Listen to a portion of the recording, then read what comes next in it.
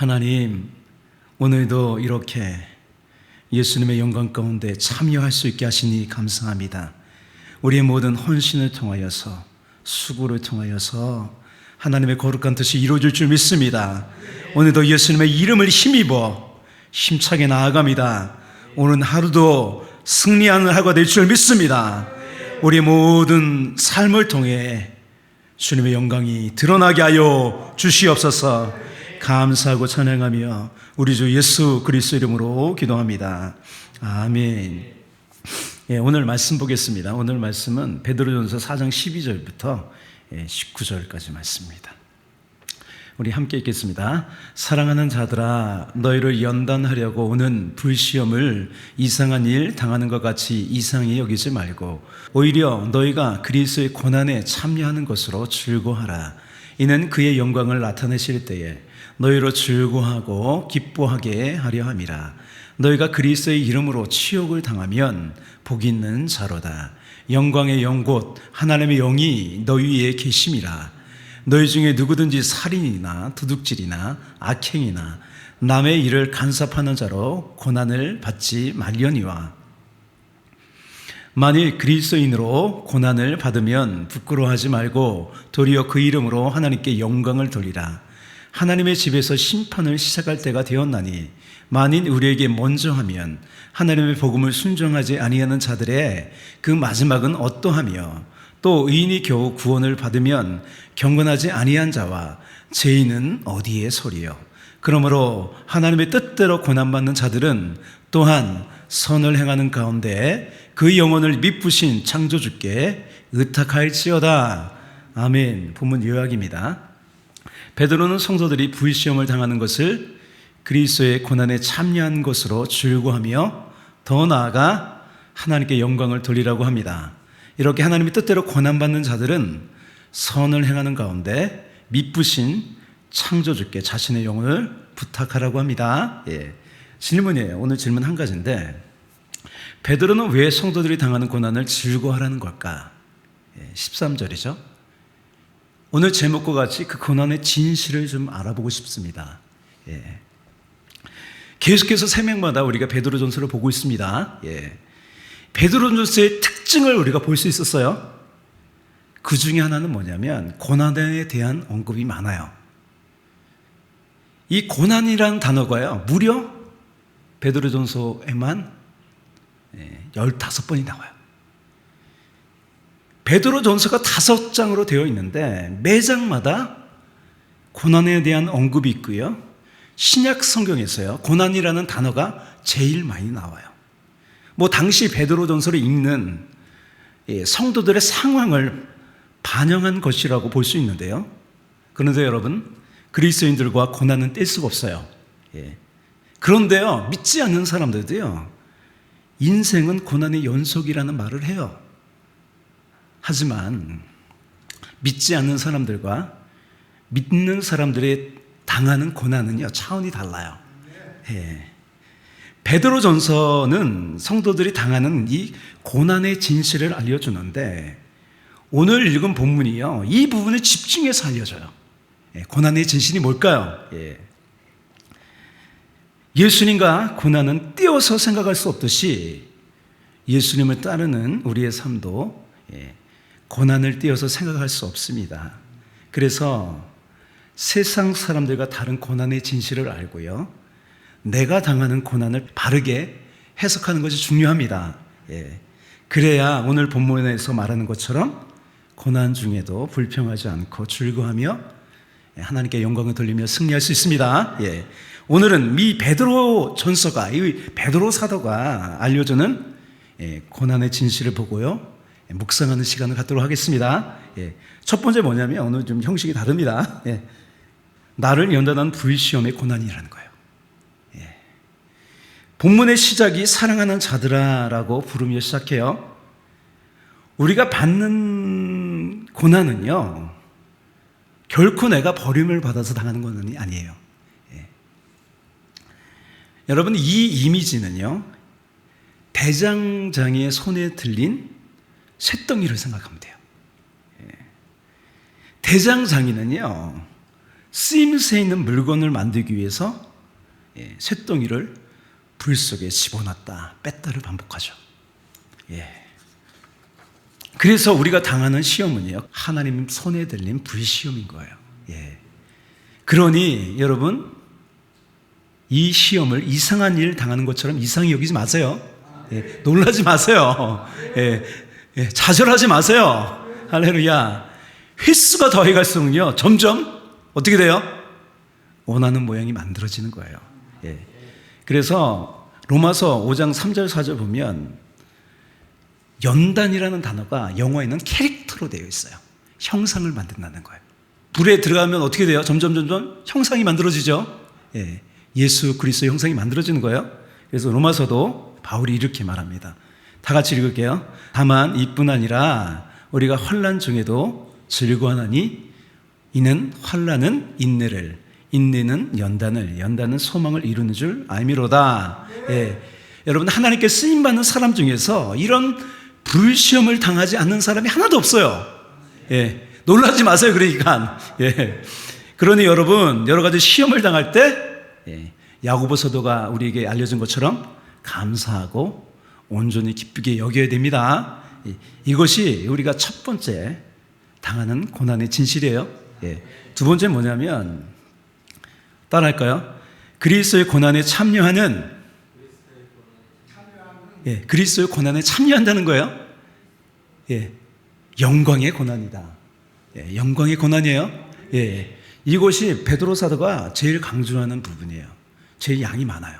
예수님은요, 이 땅에 구원자로 오셨어요. 조금 더 구체적으로 말하면 우리의 죄를 구원하시려고 오셨습니다. 그래서 세례 요한이 보고 뭐라 그래요? 보라, 세상 죄를 지고 오는 어린 양이로다. 예수님께서 우리를 죄에서 구원하시려고요, 고난 받으셨고 십자가에서 죽으셨습니다. 그래서 예수님의 고난은요, 우리를 구원하시는 값진 고난입니다. 히브리서 2장 10절을 한번 볼까요? 2장 10절 볼까요? 같이 한번 읽을게요. 오직 우리가 천사들보다 잠깐 동안 못하게 하심을 입은 자 곧 죽음의 고난 받으심으로 말미암아 영광과 존귀로 관을 쓰신 예수를 보니 이를 행하심은 하나님의 은혜로 말미암아 모든 사람을 위하여 죽음을 맛보려 하심이라.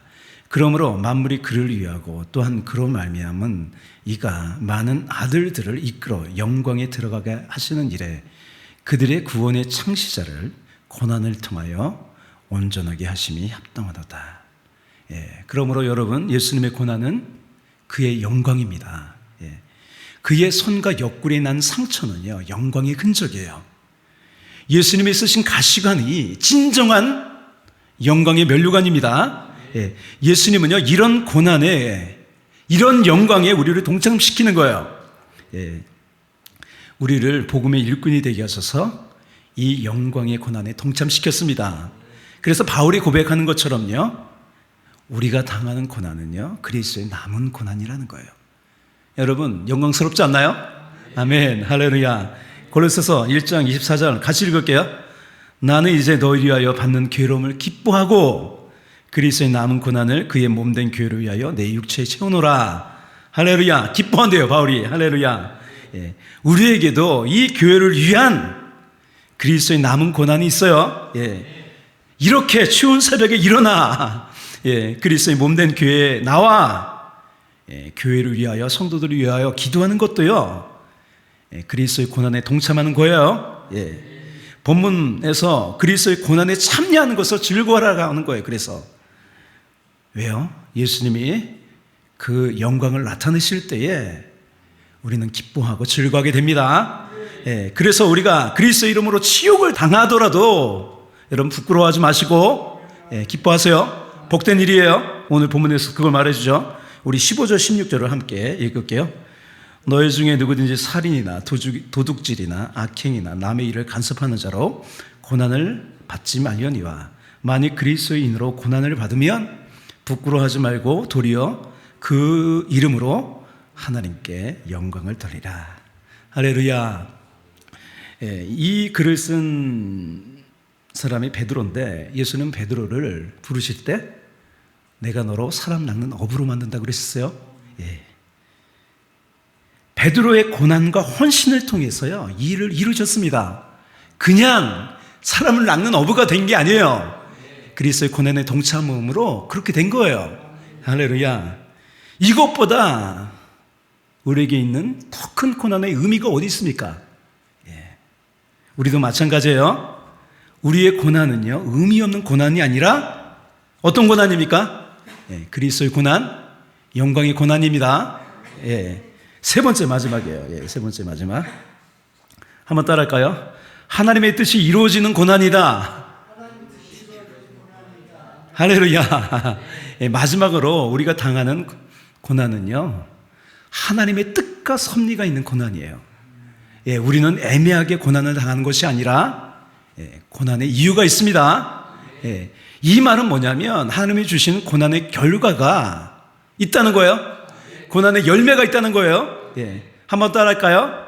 나의 고난에 하나님의 뜻과 섭리가 있다. 할렐루야. 요셉도 그랬잖아요. 다윗도 그랬잖아요. 많은 믿음의 선진들이 다 그랬어요. 그죠?